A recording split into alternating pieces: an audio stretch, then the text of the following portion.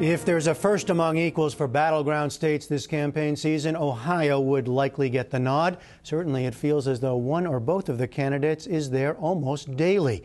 Todd Zwillich of Public Radio International visited Northeast Ohio recently to look at how gains in the local economy offer both campaigns a chance to trumpet their policies.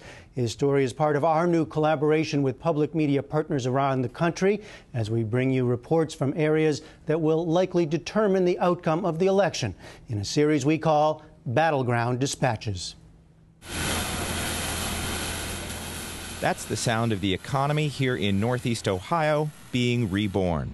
At this brand new manufacturing plant in Hubbard, Evitz Oil and Gas, construction is booming. We've doubled our in-house staff. We have over 100 people working our building. That is engineering, project managers, drafters, superintendents, even office help. Chris Jaskowitz, the company's chief operating officer, grew up in Northeast Ohio, which suffered through decades of economic decline.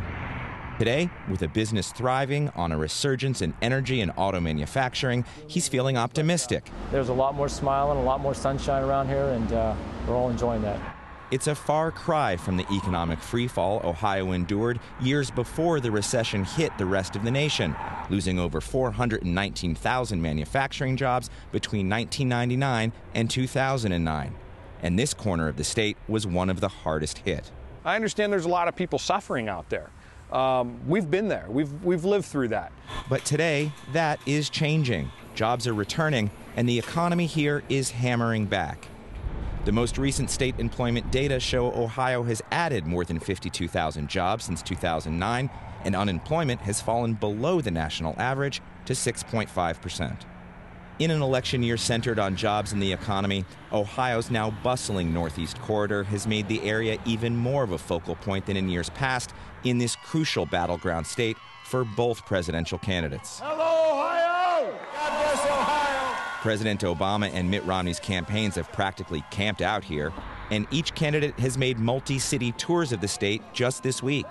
Winning Ohio is critical for both, but because of the electoral math, it's much more so for Romney, whose victory may well depend on the state's 18 electoral votes. David Cohen is a professor of political science at the University of Akron. No Republican has ever taken the White House without taking the state of Ohio, and only a couple times has a Democrat done so. So clearly it's an important state. But also a complex one. The two driving forces of growth here play into the messages of both campaigns.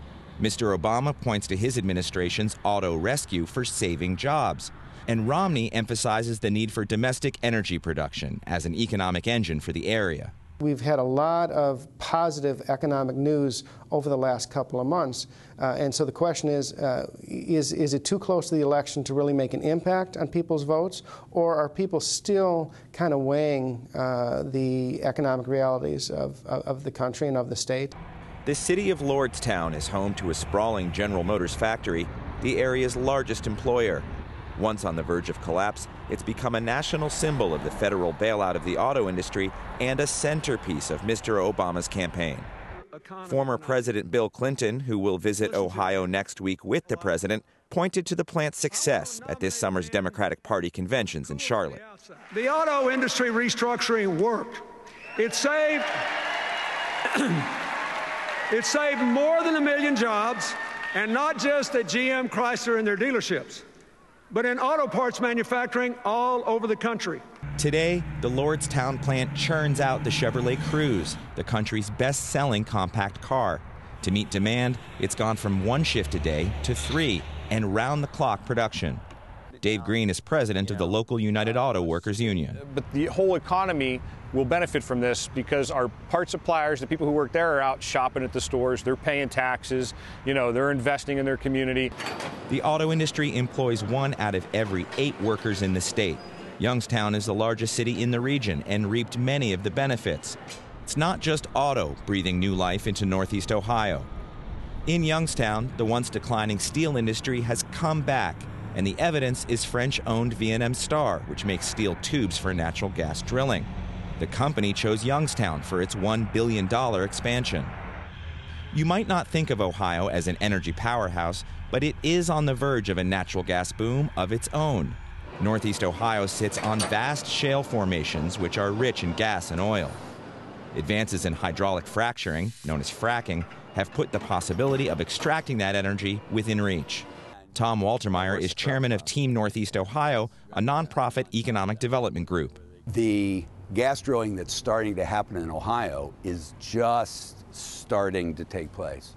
You know, in the last year, maybe 100 wells have been drilled, and 2 years from now, over 1,000 per year are projected to be drilled. So that's just starting to ramp up. For politicians in an election fight, the question is who gets the advantage from all this success.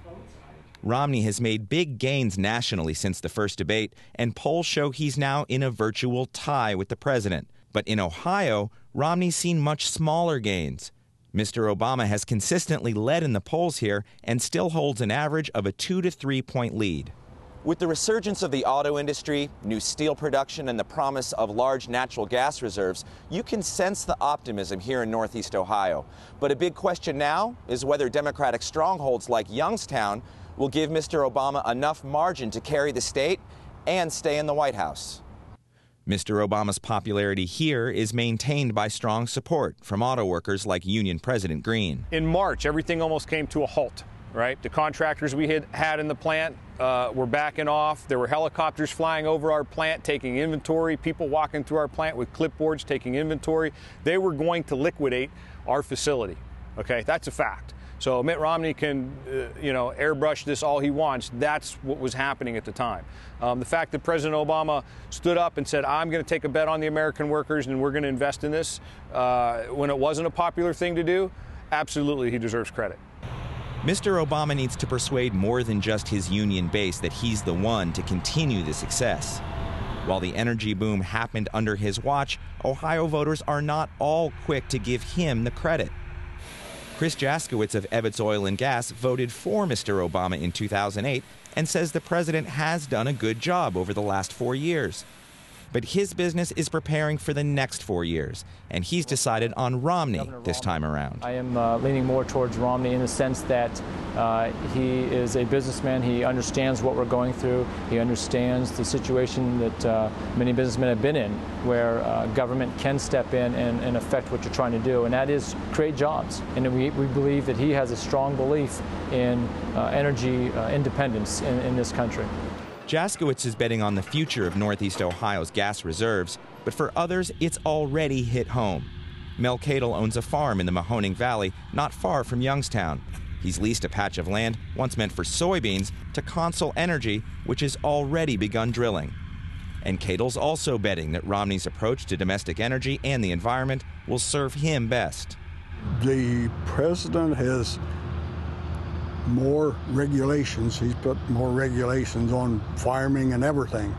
I think I've seen a number, 200 and some regulations that he did by executive order, and plans on doing some more after the election. But the state's good fortune has wound up a complicating factor for Romney's argument that things have not improved in the last 4 years. There have been mixed messages. Even Ohio's Republican Governor John Kasich, who was elected in 2010, points to the state's economic gains, like here at the party's convention in Tampa. That when we came into office, we were 48th in job creation. You know where we are today? We're 4th in America in job creation and #1 in the Midwest. Both campaigns are focused on getting people to the polls in large numbers and early. A recent court decision here extended the time allowed to vote before Election Day, and 35% of voters are expected to cast their ballots before November 6th. Earlier this week in Youngstown, voters came in steady streams to the polling station for Ohio's Mahoning County. The campaigns know that every early vote locks in support they already have. And it's not just economic issues impacting voters heading to cast their ballots. Still pretty undecided. I also feel that Mitt Romney has a lot of ideas about the economy that would be helpful. I just don't always agree with his women's rights ideas. Regardless of what's driving voters' decisions, this corner of Ohio could be the key to the Oval Office. I think whoever wins Ohio is going to win this election. I'm willing to go on record and say that. And as the economy here keeps humming, both candidates will be working hard to win Ohio and secure their own job for the next 4 years. There's more online. We talked to Ohio Public Radio reporter Karen Kessler about the mood of voters in the Buckeye State. Plus, we round up some of the television ads inundating their living rooms. So if you'd like, you can take a look.